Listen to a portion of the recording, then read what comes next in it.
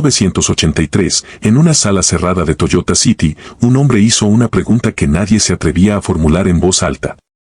El presidente de la compañía soltó una frase que sonaba casi absurda: ¿podemos construir el mejor automóvil del mundo? No el más barato. No el más confiable.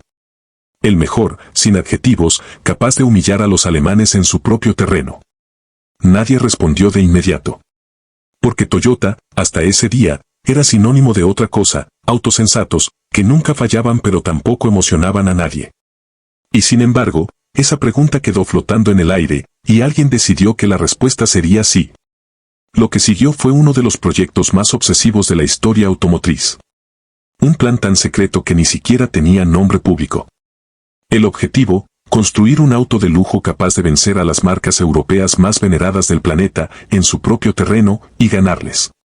Para liderar esa locura, eligieron a un ingeniero que no aceptaba un no por respuesta.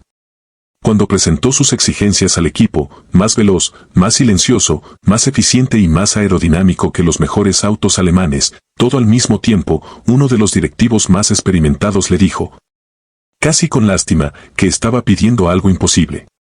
Que un motor más potente siempre sería más ruidoso, y un auto más eficiente jamás podría ser también el más rápido.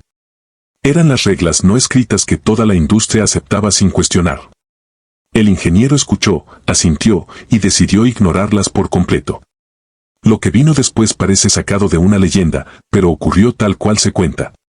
Un equipo que llegó a superar los 1400 ingenieros se lanzó a una cacería obsesiva de la perfección en cada tornillo, en cada costura, en cada milímetro de metal. Pasaron casi 2 años solo buscando el cuero correcto para los asientos. Encargaron la madera del interior a una fábrica de pianos, porque nadie entendía mejor el acabado fino de la madera. Desarrollaron una pintura especial, aplicada en decenas de capas, que cambiaba sutilmente de tono según la luz que la tocara. El ingeniero llegó incluso a estudiar, uno por uno, casi todos los llaveros de autos del mercado. Quería que el simple gesto de sostener la llave de su auto se sintiera como sostener la más fina jamás fabricada. Nadie le pidió ese nivel de obsesión. Él se lo exigió a sí mismo. Y las pruebas fueron todavía más extremas. Mientras la mayoría de los fabricantes aprobaba el diseño final tras 5 o 6 maquetas de arcilla, este equipo construyó 14 antes de dar el visto bueno. Más de 100 vehículos fueron destruidos en pruebas de choque antes de que un solo cliente pudiera comprar uno. Construyeron más de 450 prototipos, acumulando millones de kilómetros de manejo antes de fabricar el primero para la venta. Dejaron prototipos bajo el sol del desierto durante meses, junto a los autos alemanes que querían superar, solo para ver qué le hacía el calor extremo a cada uno. Al revisarlos, los europeos lucían viejos y cansados. El prototipo japonés parecía recién salido de fábrica. Ese, y no otro, era el estándar que se habían impuesto. No bastaba con competir. Tenían que ganar de forma indiscutible, o no valía la pena intentarlo. Detrás de toda esa obsesión había algo más profundo que un simple capricho de perfeccionista. El ingeniero al mando no estaba persiguiendo una lista de especificaciones porque sí. Había identificado un puñado de cualidades: silencio, suavidad, eficiencia, velocidad, comodidad, que el mundo del lujo trataba como si fueran opuestos irreconciliables. Y él se negaba a aceptar esa idea.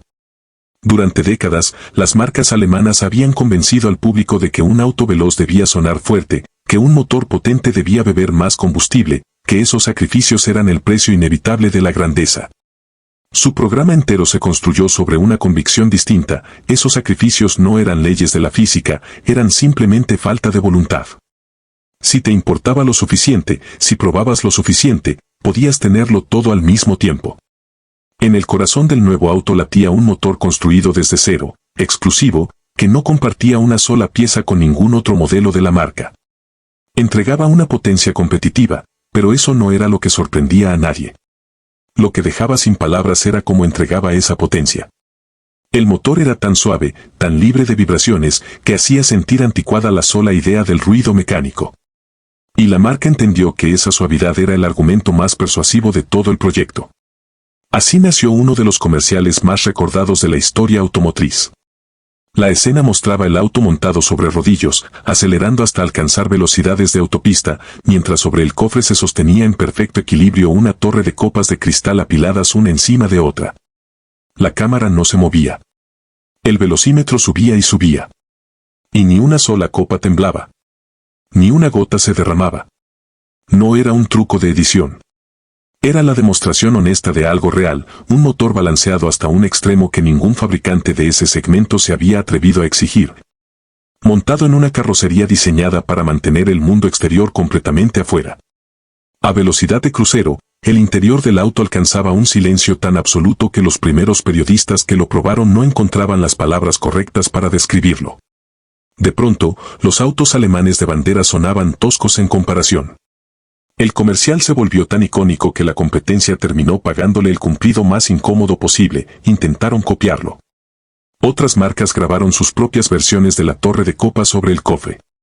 Pero ninguna se atrevió a llevar su auto a la misma velocidad extrema del original. Todas grabaron sus copias a velocidades más discretas, pensadas para audiencias menos exigentes.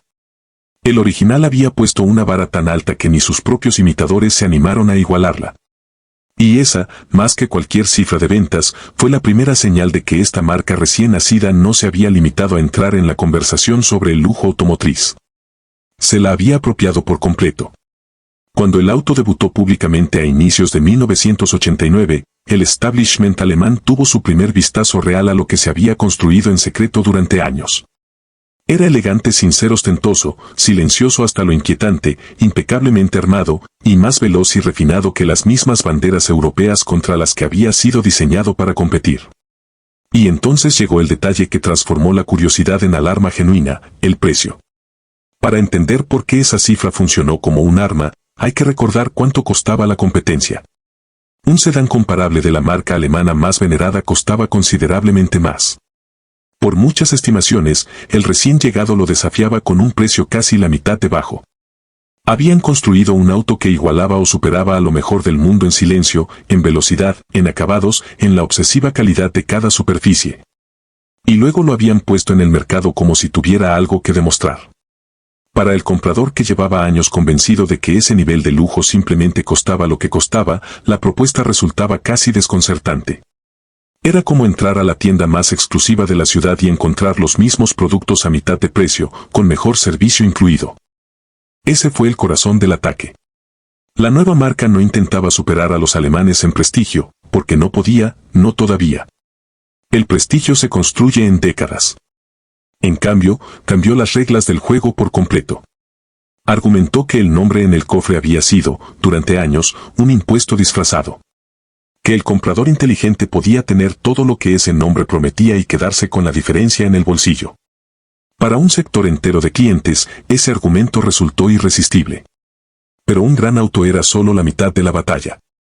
La otra mitad consistía en construir, desde cero, lo único que el dinero supuestamente no podía comprar rápido, una marca de lujo con historia propia.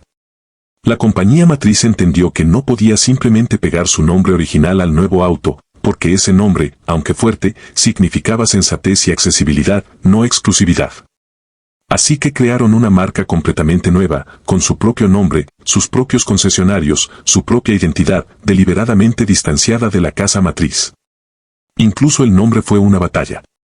Invirtieron una cifra récord en su campaña de lanzamiento, solo para enfrentar una demanda legal a finales de 1988 por parte de una empresa de servicios jurídicos que consideraba el nombre demasiado parecido al suyo. La campaña avanzó de todas formas. Y la frase que la acompañaba había sido pulida con el mismo cuidado obsesivo que el propio auto, una promesa de búsqueda incesante de la perfección. Algunos dentro de la empresa temían que sonara demasiado atrevida. Otros señalaron que esa frase no era una invención publicitaria, sino la descripción literal de cómo se había construido el auto. Ese segundo argumento ganó.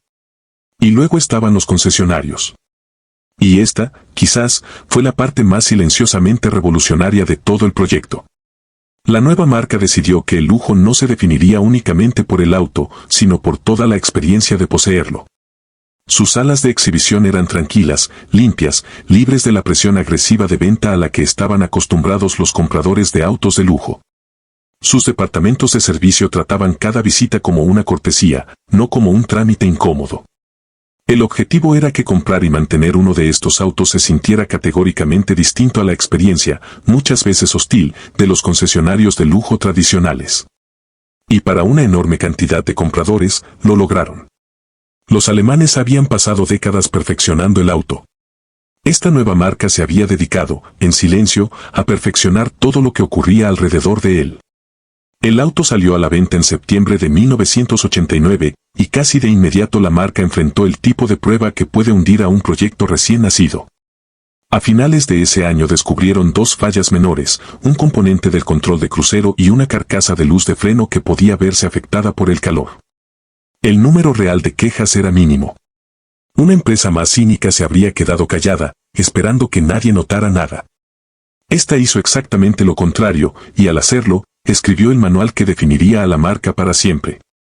En diciembre de 1989, la compañía llamó a revisión absolutamente todas las unidades vendidas hasta ese momento, cerca de 8.000 autos, para corregir fallas que la inmensa mayoría de esos vehículos jamás habría mostrado. Eso ya era inusual. Lo que hicieron después fue algo nunca antes visto en la industria. Cada dueño recibió una disculpa personal. Después, en mercado tras mercado, los concesionarios llamaron por teléfono a los clientes, fueron a sus casas a recoger los autos, y dejaron un vehículo de cortesía sin costo alguno. Para quienes vivían lejos de un concesionario, enviaron técnicos a domicilio. Y cuando cada auto regresaba, no solo venía reparado, llegaba lavado, detallado, con el tanque lleno de combustible, y en muchos casos, con un pequeño obsequio sobre el asiento como agradecimiento por la molestia. Fue una apuesta enorme, y funcionó a la perfección. Ese retiro pudo haberse convertido en la historia de una marca japonesa novata incapaz de acertar con su producto insignia. En cambio, se convirtió en la historia de una compañía que trataba a sus clientes mejor que cualquier otra en el negocio. Y esos primeros dueños, exactamente el tipo de compradores adinerados y bien conectados que hablan con otros compradores adinerados y bien conectados, contaron la historia por todas partes.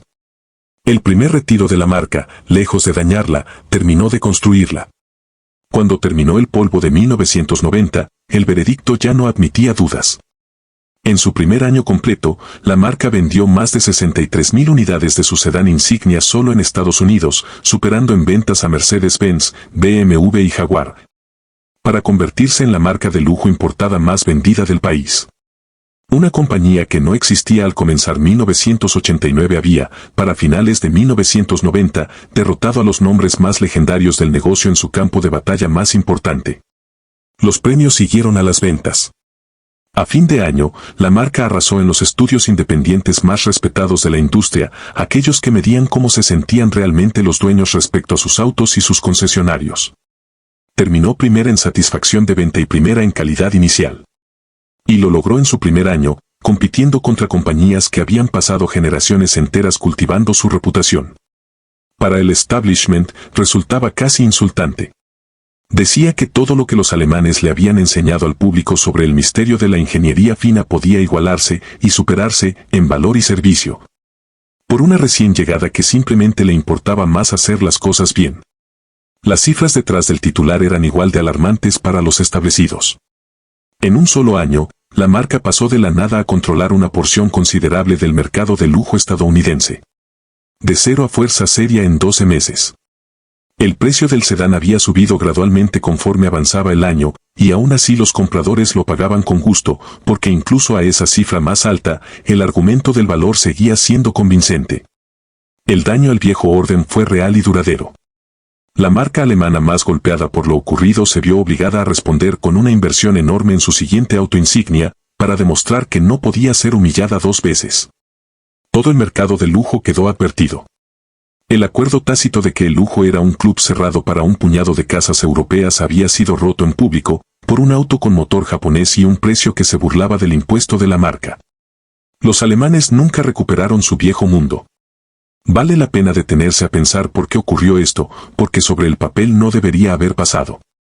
Los recién llegados no simplemente entran al negocio de lujo y ganan. La barrera nunca fue realmente construir un buen auto, muchas compañías podían hacerlo. La barrera era la confianza, y se suponía que la confianza tardaba décadas en ganarse. Esta marca colapsó ese calendario atacando el problema desde tres frentes a la vez, un auto genuinamente mejor, un precio que hacía el trabajo que el nombre todavía no podía hacer. Y una experiencia de cliente tan distinta que poseer uno de estos autos se sentía menos como comprar un vehículo y más como ser adoptado por una empresa que de verdad quería que fueras feliz. Esa tercera pieza, la cultura de servicio obsesivo, fue la más difícil de copiar para los alemanes. La ingeniería se puede igualar. Un precio se puede rebajar. Pero esa forma de tratar el retiro de vehículos como un regalo, ese trato al cliente como invitado y no como blanco de venta, venía de algo más profundo. Venía de la misma filosofía de mejora incesante que había convertido a la casa matriz en una de las fabricantes más formidables del planeta, ahora enfocada por completo en construir el mejor auto del mundo y tratar a quien lo comprara en consecuencia. El sedán insignia había demostrado algo que la industria se había negado a creer, que el lujo no era un derecho de nacimiento heredado de las viejas casas europeas. Era un estándar, y cualquier compañía suficientemente disciplinada y obsesiva podía alcanzarlo o superarlo. Hay un capítulo final en esta historia, y es la razón por la que este auto sigue mencionándose hoy con reverencia y no como una nota al pie. No solo ganó su lanzamiento. Cumplió su promesa durante décadas. La misma obsesión que lo hizo silencioso y suave también lo hizo casi imposiblemente duradero. Su motor se ganó la reputación de ser uno de los más confiables jamás instalados en un auto de producción y las unidades rutinariamente superaban distancias que ningún rival de lujo se atrevía a prometer. Muchas de ellas funcionando suavemente con poco más que mantenimiento básico. El auto construido para humillar a los alemanes resultó, además, ser uno de los sedanes de lujo más longevos jamás fabricados. Los escépticos originales, que asumían que un auto de lujo barato debía esconder ingeniería barata, se habían equivocado por completo. Era económico de comprar y casi imposible de desgastar. Y la onda de choque llegó mucho más allá de una sola compañía. El empuje hacia el lujo fue, en realidad, un movimiento de 3 marcas japonesas simultáneas, cada una respondiendo a las mismas presiones de la época, incluyendo límites de exportación que obligaban a los fabricantes japoneses a vender autos más caros y de mayor margen en Estados Unidos. Pero de las 3, fue esta la que descifró el código de forma más completa, y esta a la que el establishment terminó temiendo más. La idea misma de que el mejor auto en una sala de exhibición pudiera llevar una marca nacida en los años 80, y no en el siglo XIX. Se remonta directamente a esa pregunta incómoda que un presidente formuló en una sala cerrada. Un solo auto triunfante no construye una marca. Lo que la transformó de un debut ingenioso a una presencia permanente fue lo que vino después, y que tan rápido lograron construir una gama completa alrededor de su producto insignia. Justo al lado del sedán insignia, desde el lanzamiento, se sentó un modelo más pequeño y accesible que atrajo a compradores primerizos a las salas de exhibición, y que silenciosamente se convirtió en una de las columnas de volumen de la marca durante décadas. A lo largo de la década siguiente llegó un sedán deportivo, y hacia el final, un modelo compacto orientado al conductor, apuntando directamente al corazón del territorio que antes dominaba sin rival la competencia alemana. La marca ya no era una curiosidad de un solo auto. Era una gama completa. Pero la jugada que realmente aseguró el futuro de la marca no fue un sedán en absoluto. Hacia finales de los 90, presentaron un modelo al que se le atribuye ampliamente la invención de una categoría entera, la camioneta de lujo tipo crossover.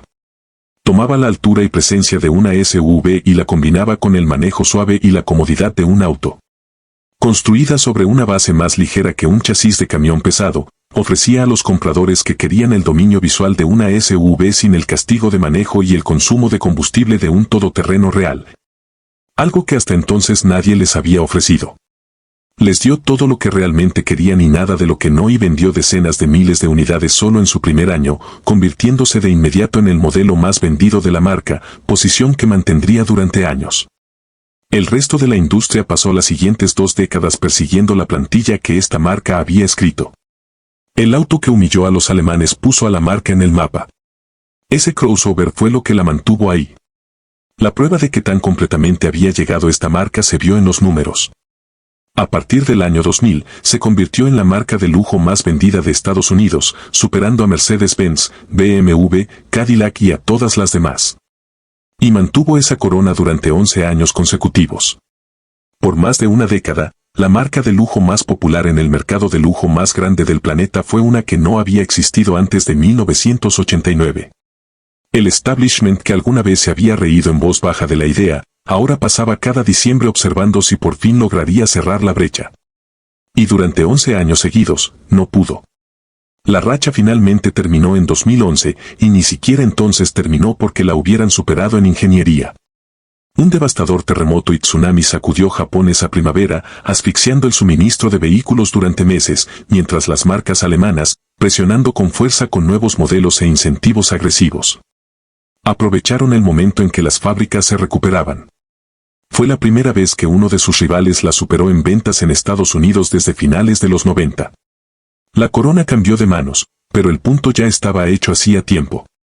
Una marca japonesa de lujo no solo se había unido al nivel más alto de la industria, lo había gobernado. A lo largo de esos años, la compañía siguió tomando riesgos. Construyó un superauto ensamblado a mano, con un motor de 10 cilindros capaz de gritar como pocos, simplemente para demostrar que también podía competir en la cima del mundo del desempeño puro. E hizo una apuesta temprana y decisiva por el lujo híbrido. Presentó la primera SUV de lujo híbrida del mercado, y con el tiempo integró la electrificación a buena parte de su gama, mucho antes de que la mayoría de sus rivales tomara la idea en serio. La marca en su era moderna no está exenta de críticas, y una historia honesta debe reconocerlo. Cuando adoptó un estilo de parrilla frontal más audaz y agresivo, la reacción se dividió con fuerza. Y algunos admiradores de siempre sintieron que la marca había cambiado parte de su antigua calma discreta por una imagen más ruidosa. Los rivales alemanes, ahora completamente despiertos, son formidables de maneras que no lo eran en 1989. Los años fáciles de sorprender a un establishment complaciente quedaron muy atrás. Y sin embargo, el núcleo de lo que construyeron ha demostrado ser notablemente resistente. La marca todavía se sienta rutinariamente cerca de la cima de los rankings de confiabilidad a largo plazo de la industria. Ese crossover pionero sigue siendo una elección predeterminada en su categoría. Y en años recientes la marca reportó su mejor año de ventas en su historia, terminando entre las marcas de lujo líderes en Estados Unidos, por delante de su rival alemán más histórico. Aunque ya no está sola en la cima que alguna vez poseyó por completo, la compañía que se suponía sería una moda pasajera, un gesto japonés que los verdaderos fabricantes de lujo pronto ignorarían. Es ahora un miembro permanente y poderoso del mismo club al que alguna vez le dijeron que jamás podría entrar. Esa, al final, es la medida más profunda de que tan a fondo humilló a los alemanes. No los venció una sola vez. Se ganó el derecho a estar a su lado para siempre. La marca que humilló a los alemanes nunca fue la más ruidosa, la más llamativa, ni la más exótica. Ganó siendo mejor donde importaba y más barata donde contaba, tratando a sus dueños mejor que cualquier otra empresa del negocio creía necesario. Una compañía sin ninguna herencia de lujo se preguntó si podía construir el mejor auto del mundo, se negó a aceptar que la respuesta fuera no, y luego pasó años y una fortuna entera demostrando su punto. Pero la lección más profunda no está en la primera victoria. Está en lo que vino después de esa primera victoria, en la decisión de no conformarse con un solo triunfo espectacular y desaparecer, como tantas otras marcas que brillan un año y se apagan al siguiente. Convirtieron un solo auto triunfante en un imperio completo, inventaron la categoría del crossover de lujo, gobernaron las ventas de lujo en Estados Unidos durante 11 años consecutivos. Y construyeron una reputación de confiabilidad que el establishment todavía no logra igualar del todo. Piénsalo un momento desde otro ángulo. En 1983. Si le hubieras dicho a cualquier ejecutivo de Mercedes-Benz o BMW que en menos de una década una compañía japonesa conocida por fabricar autos sensatos y accesibles terminaría venciéndolos en su propio terreno, con su propio público, usando sus propias reglas, se habría reído en tu cara. La idea era, literalmente, ridícula. El lujo europeo llevaba más de un siglo construyendo su mística, su artesanía, su prestigio heredado de generación en generación. ¿Cómo podía una marca sin historia, sin herencia, sin ni siquiera un nombre propio todavía, aspirar a sentarse en esa misma mesa? La respuesta, como quedó demostrado, no tenía nada que ver con la magia ni con la suerte. Tenía que ver con una obsesión metódica, casi incómoda, por los detalles que nadie más se molestaba en perseguir. Con la disposición a gastar 2 años enteros solo para encontrar el cuero correcto. Con la voluntad de destruir 100 autos en pruebas de choque antes de vender el primero. Con la humildad de admitir, ante un problema pequeño que casi nadie habría notado, que la respuesta correcta era llamar a revisión a 8.000 clientes y tratarlos como si fueran de la familia. Esa combinación, ingeniería obsesiva, Precio agresivo y un servicio al cliente que rozaba lo absurdo por lo generoso, resultó ser una fórmula que ninguna otra marca había intentado combinar por completo. Los alemanes tenían la ingeniería.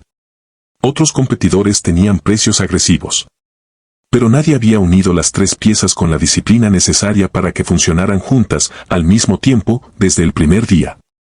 Y es precisamente esa combinación la que sigue sosteniendo a la marca hoy, décadas después de aquella pregunta incómoda en una sala cerrada de Toyota City.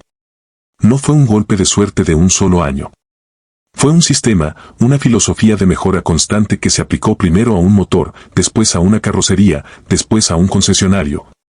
Y finalmente a la relación entera entre una empresa y las personas que confiaban en ella lo suficiente como para gastar los ahorros de años en uno de sus autos. Hoy, cuando alguien compra uno de estos autos, probablemente no piensa en la sala cerrada de 1983, ni en el ingeniero que se negó a aceptar un no por respuesta. Ni en los 8.000 dueños que un día recibieron una llamada personal para que les repararan un defecto que casi nadie había notado. Piensa en la comodidad del asiento, en el silencio del motor, en la sensación de haber tomado una buena decisión con su dinero. Y esa, en el fondo, es la victoria más completa de todas, que la obsesión se haya vuelto invisible, absorbida por completo en la experiencia. Hasta el punto de que el cliente simplemente da por sentado que el auto será silencioso, que será confiable, que el servicio será impecable. Pero detrás de esa naturalidad aparente hay una historia de terquedad pura. La historia de una empresa que se negó a aceptar los límites que toda una industria daba por hechos. Que gastó lo que hiciera falta, probó lo que hiciera falta y esperó lo que hiciera falta, con tal de no lanzar un producto que fuera simplemente bueno. Tenía que ser el mejor, sin condiciones, sin excusas, sin la cómoda salida de decir que ya era suficientemente competitivo. Esa terquedad tiene un nombre técnico dentro de la propia filosofía de manufactura que la originó: mejora continua, incesante, sin fecha de término. La frase publicitaria que definió a la marca durante toda una generación no fue una ocurrencia de un equipo creativo desesperado por vender autos. Fue la traducción literal, casi honesta hasta la incomodidad, de cómo esa empresa entendía el trabajo bien hecho. No como una meta que se alcanza y se abandona, sino como una persecución que nunca se detiene, incluso después de haber vencido a los mejores del mundo. Y ahí está, quizás, la verdadera lección detrás de toda esta historia. No se trata solo de un auto que humilló a los alemanes en 1989. Se trata de una manera de pensar que se negó a aceptar que existieran techos imposibles de romper. Una manera de pensar que convirtió la palabra imposible en una simple invitación a intentarlo con más cuidado, más tiempo y más obsesión que cualquier otra empresa estuviera dispuesta a invertir. Una compañía que no existía llegó, venció a los nombres más legendarios de la industria en su propio juego. Y obligó a todo un sector a admitir que el club exclusivo del lujo automotriz ya no era tan cerrado como todos creían. No solo lanzó un auto exitoso. Reescribió las reglas de quien tenía derecho a vender lujo, y que podían exigir los compradores a cambio de su dinero. Y el viejo establishment, después de aquello, nunca volvió a verse igual de intocable.